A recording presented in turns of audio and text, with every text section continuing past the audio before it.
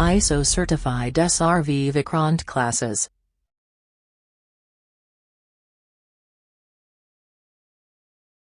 Chapter number 11 प्रदूषण pollution. Question number first देखते हैं, वायु प्रदूषकों का विश्वसनीय संकेतक कौन सा है? तो इसका आंसर होगा लाइकेंस तथा मास। मोटर कार से उत्पन्न प्रदूषक जो मानसिक रोग पैदा करता है, तो मेंटल डिसीज जो पैदा करता है वो होता है शीशा। आंसर होगा पीबी। कार्बन मोनोऑक्साइड एक प्रदूषक है, क्योंकि यह क्या करता है कार्बन मोनोऑक्साइड? तो इसका आंसर होगा हीमोग्लोबिन से संयोग करती है, तो 3 का डी। मुख्य वायु प्रदूषक क्या होता है? तो इनमें से मुख्य वायु प्रदूषक है सीओ, कार्बन मोनोऑक्साइड।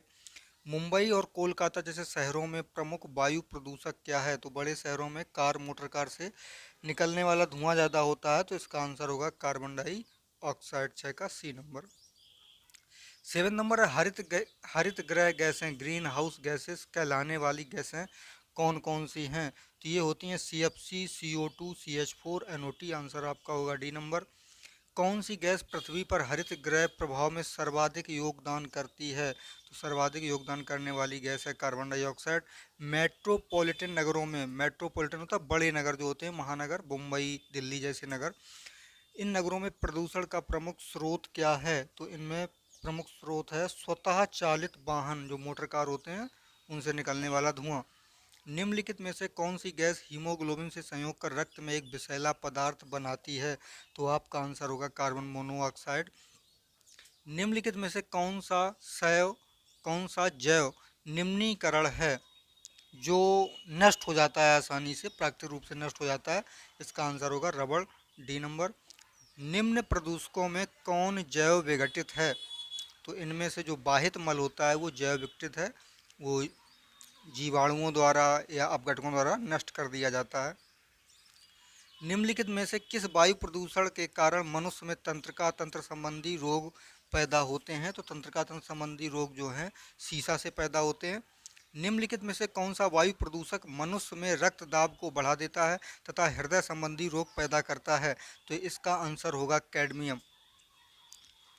लोहे की खानों में काम करने वाले मजदूरों में लौह सकित महता रोग होने का क्या कारण है?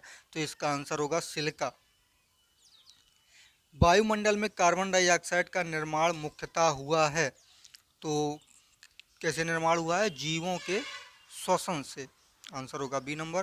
ताजमहल को क्षति पहुंच रही है, ताजमहल जो है वो पीला पड़ रहा है, तो पीला क्यों पड़ रहा है? मथुरा पास में पड़ता है, तो वहाँ से तेल रिफाइनरी से जो प्रदूषण होता है इससे वो पीला पड़ रहा है। कहा जाता है कि ताजमहल मार्बल कैंसर से ग्रस्त है। मार्बल कैंसर क्या है? तो मार्बल कैंसर जो है अम्लीय वर्षा, जो आसपास का वातावरण है मथुरा रिफाइनरी के कारण, तो जो वर्षा होती है वो सल्फर डाइऑक्साइड युक्त होती है, उसमें अम्ल होते हैं जो मार्बल का क्षरण करती है, इसलिए इसे पत्थर का या मार्बल का कैंसर भी कहते हैं। पृथ्वी के वायुमंडल में उपस्थित ओजोन स्तर पराबैंगनियों के प्रवेश को कम करता है, ए नंबर होगा। मिनी माता रोग जिसके कारण 1965 में जापान में अनेक लोग मरे थे, पानी में इसके प्रदूषण के कारण हुई थी। तो पानी में क्या मिक्स हो गया था? पानी में मिक्स हुआ था पारद या पारा। जल प्रदूषण को मापने हेतु निम्नलिखित में से कौन सी जांच की जाती है? तो जल प्रदूषण को मापने के लिए बायोमैकेनिकल ऑक्सीजन डिमांड, इसका आंसर होगा सी। DDT क्या होता है? खेतों में डाला जाता है, तो DDT जो है अजैव अपघटनीय प्रदूषक है, ये बहुत ही हानिकारक है। सब्जियों में लोग डालते हैं इसको वो कीटों को नष्ट करने के लिए, और ये सब्जियों के माध्यम से मनुष्य में पहुंच जाता है, ये नष्ट नहीं होता। सूर्य से आने वाले हानिकारक पराबैंगनी विकिरणों से होता है, तो इस विकिरण से क्या नुकसान होता है? त्वचा का कैंसर होता है। यदि जल का प्रदूषण वर्तमान गति से होता रहा तो अंततः क्या होगा? तो जल पादपों के लिए ऑक्सीजन के अणु अप्राप्य हो जाएंगे, पानी में जो ऑक्सीजन होती है वो पानी वाले पौधों को नहीं मिल पाएंगे। नदियों में जल प्रदूषण की माप किससे की जाती है? तो O2 की घुली हुई मात्रा से की जाती है। निम्न में से कौन सी गैस वायु को प्रदूषित नहीं करती है? तो निम्न में से 3 प्रदूषित करती हैं, एक प्रदूषित नहीं करती है, इसका आंसर होगा O2। प्रकाश रसायन स्मॉग इस आम क्रिया का परिणाम है, तो प्रकाश स्मॉग जो है वो किससे बनता है? सूर्य प्रकाश की उपस्थिति में NO2, O3 तथा परऑक्सी एसिटिल नाइट्रेट के कारण बनता है, इसका आंसर होगा सी। नेक्स्ट 28 नंबर क्वेश्चन है, निम्नलिखित में से कौन एक वाहन प्रदूषण का भाग नहीं है? तो वाहन प्रदूषण का भाग नहीं है, इसका आंसर होगा H2। ऊर्जा के किस रूप में प्रदूषण की समस्या नहीं होती है? इसमें से किसमें नहीं होती है? सौर ऊर्जा में नहीं होती है। निम्नांकित में से कौन अधिकतम ध्वनि प्रदूषण का कारण है? सबसे ज़्यादा ध्वनि प्रदूषण किससे होता है? तो जेट उड़ान, मतलब जो जहाज होते हैं उससे सबसे ज़्यादा आवाज़ होती है। राष्ट्रीय पर्यावरण अभियांत्रिकी संस्थान कहाँ पर है? तो ये संस्थान आपका नई दिल्ली में है। मानव जनित पर्यावरण प्रदूषण कहलाते हैं, जो मनुष्य के द्वारा प्रदूषण पैदा होता है उसे हम कहेंगे परजैविक। तो आपका आंसर होगा बी नंबर। वैश्विक तापन के फलस्वरूप हो सकता है, तो वैश्विक तापन के फलस्वरूप क्या होगा? समुद्र तल बढ़ जाएगा क्योंकि ध्रुवों से बर्फ पिघलेगी। तटरेखा में परिवर्तन होगा क्योंकि समुद्र का पानी बढ़ेगा तो तटीय जो शहर हैं वो डूब जाएंगे। फसल के स्वरूप में भी परिवर्तन होगा, तो आपका आंसर होगा डी नंबर, उपर्युक्त सभी। वायुमंडल में जिस ओजोन छिद्र का पता लगाया गया है वह कहाँ पर है? तो ये जो है वायुमंडल में पता लगाया गया वो अंटार्कटिका महाद्वीप के ऊपर है, जो जिसे श्वेत महाद्वीप कहते हैं। बर्फ जमी रहती है, सामान्य रूप से मनुष्य नहीं रहते हैं वहाँ पर, लेकिन कुछ वैज्ञानिक वगैरह शोध कार्य के लिए रहते हैं। निम्न में से कौन सी गैस वैश्विक उष्णता के लिए उत्तरदायी है?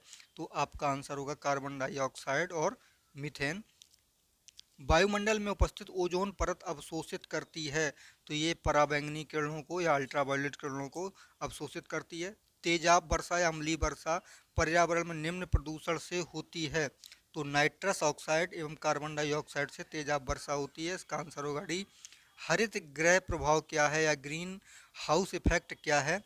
तो आपका आंसर होगा वायुमंडल में ग्रीन हाउस गैसों के घनीकरण के कारण वायुमंडल के तापमान का बढ़ना, ए नंबर आंसर होगा। ब्राउन एयर शब्द का प्रयोग किसके लिए किया जाता है? तो इसका प्रयोग है प्रकाश रासायनिक धुएं के लिए किया जाता है, बी नंबर। निम्न में से कौन सा जैव निम्नीकरण है जो आसानी से अपघटित हो जाता है? तो इसका आंसर होगा कागज। पराध्वनिक जेट प्रदूषण पैदा करता है पतला करके, किसको पतला करता है ये? O3 की परत को या ओजोन की परत को पतला करता है। फ्लाई ऐश वातावरणीय प्रदूषक है जो इसके द्वारा उत्पन्न होता है। Fly ash thermal power plant जो होते हैं, जैसे एनटीपीसी है जहाँ पर कोयले से बिजली बनाई जाती है, तो वही कोयला जलने के बाद राख जैसा वातावरण में फैल जाता है, उसे ही फ्लाई ऐश कहते हैं। निम्न में से कौन सा जैव निम्नीकरण प्रदूषक? इनमें से आंसर होगा बाहित मल।